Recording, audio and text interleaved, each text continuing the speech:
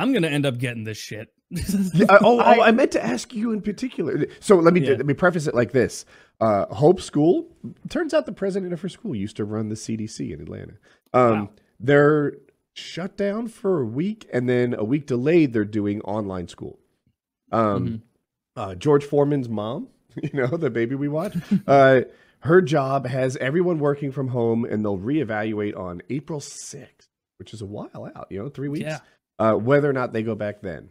So that's a big deal. One of the guys I fly with owns a company. He's very successful. And his company has, they're doing work from home stuff. And if anyone travels, they're forced to self-quarantine for some extended period, 2-3 weeks.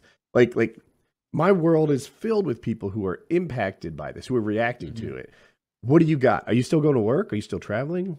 I'll still go to meetings and stuff, but it's getting to the point now that it's like, I'm not traveling. Like any appointments I have with retailers on behalf of clients or whatever, I'm doing Skype or calling in or something, because it's apparently if you get on a plane, because they recycle the air and it lives in the air for 3 hours, like it's incredibly transmissible on a plane. Like it just takes one person breathing, and you could get transmutable, transmissible. I don't know. There's no way to tell. Why? Yeah, it's incalculable between those two words. But calculable. It's certainly not calculable. It's but incalculable. It's just, I feel like the business world is the slowest to catch on to this kind of thing, because they don't want to deal with the opportunity cost of all lost time. And so they kind of just try and inch it out, and it's not going to work. Like it's getting to the point now that everybody is starting to be like, okay, oh, you were going to come meet, I'm going to attend a meeting with a client, and they're going to have a third party come in for a meeting. Now it's like, nobody fucking come in, everybody call in. Yeah, in my little it's not worth it. Circle of visibility, like traffic is much lower.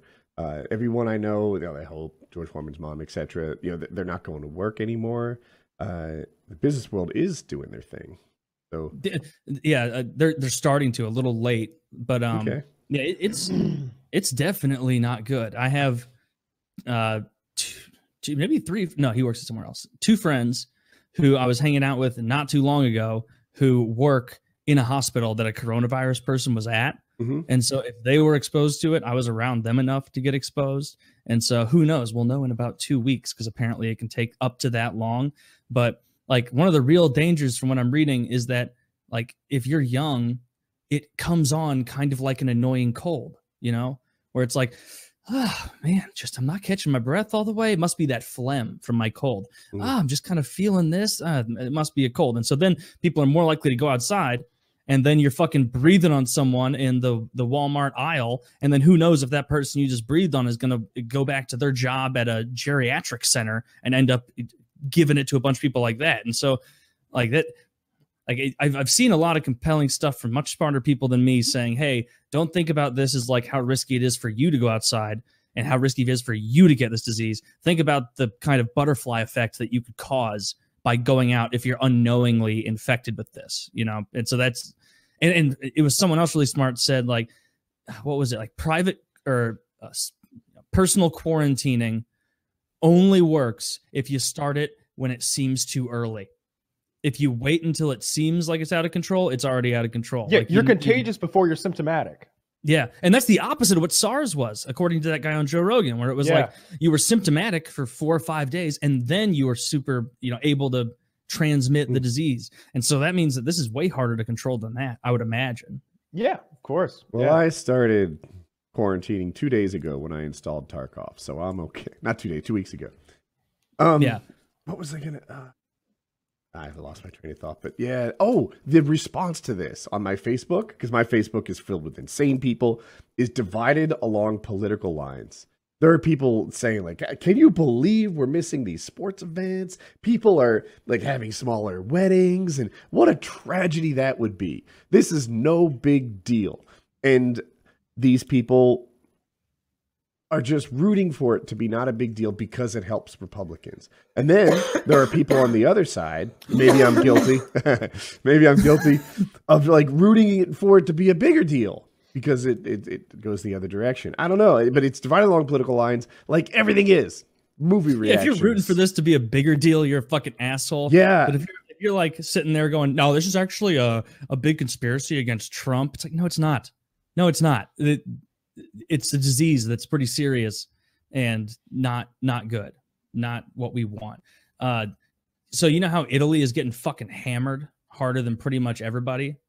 Right. Tell us more. You had a thought on that. Yeah. So like northern Italy is getting absolutely fucking slammed with this, and people were wondering like, why is it? I even saw some people like a few days ago coming up with a theory where it's like, I mean, they're fucking Italians, they greet each other by kissing one another on the cheek and then touching. It's very, very touchy. But really, so a lot of Italians in northern Italy sold leather goods and textile companies to China, and then Italy allowed 100,000 Chinese workers from Wuhan to move to Italy to work in those factories. And they were direct Wuhan to northern Italy flights.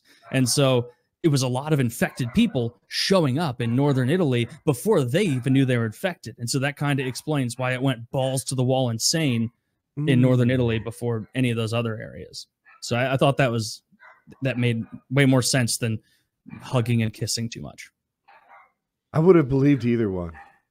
Maybe I would have too. I'm a fucking idiot. But, but yeah, that does make sense. And so the Italian government response, we talked about it a bit on PKN, was interesting. Mortgages aren't due. They're encouraging people to stay home. Like in America, they're like, go to work, but social distance. In Italy, like there's literal like government intervention on behalf of personal finances. That's great. Guarantee you the American response will somehow be to funnel money to very wealthy people in hopes that it trickles down. We're going to give businesses cash. We're going to give banks money. Woody, name 100 times that's happened before. I can't get past 60 or 70, Taylor. You got What was me. that doing where it's like, I see all the memes today where it's like, don't worry, guys, it's under control. We're giving payroll tax cuts. Like, I really don't think this is going to help us. Like, people really need to be self-quarantining now. And unfortunately, because of the way our health system is structured, a lot of people can't afford it. And so they're just going to continue going to work anyway. And that really sucks for them and everybody they come into contact with if they're ill. So, yeah, this is it. The U.S. is almost like a perfect storm for this to happen. Like we don't have the ability like Belgium or Italy or, fucking the Czech Republic to just say, nope, nobody can fucking come in. Nah, nada. You know who's doing really well right now? Fucking Russia. Because like 2 months ago, they were like, there is no one else coming in. Fuck that shit. Sounds very dangerous. And now, and everybody at the time is like overreacting Russia. And then now they're really not dealing with it too bad. So yet, yeah, this is just fascinating to watch. I even hockey, I haven't been as interested in recently as this. Like it's just the biggest global story in forever. It's so interesting to see how this is going to pan out, especially since we have no idea the number of people who are actually infected, especially in this country. No clue.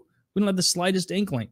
So we'll see. Some asshole who everybody in St. Louis hates now flew back from Italy to Chicago, knew they were infected, and then got on the Amtrak, came down to St. Louis, and then that same guy went home, told his daughter, it's the daddy-daughter dance at Villanova, a very wealthy all-girls school. They went there. Tons of people at that school are infected now. So they did that. And it's like, if you don't know the schools that it was spread in from this guy and the people he came into contact with, it's like the kind of private schools that you pay like $30,000 a year to send people to. It's the richest of the rich people, unbelievably wealthy people. And of course, those people think they're above the rules, where it's like, oh, well, not for me, oh, the peons can't get on the Amtrak to go home, but I can. It's like, fuck yourself, dude. Why did you have to do that? And then go to the hospital and get infect all the nurses and doctors. It's just, quarantining doesn't work if assholes just insist they're above it. What do you got, Kyle? I'm looking on Reddit at coronavirus stuff, but then I saw this one article that says cops beat Chinese man after asking his name. And then there's a quote from the man who was beaten, and he says, "I've lost all faith in the police. says Mr. Fuck You. I saw that coming. Yeah. Oh, that's good. Yeah. That's good.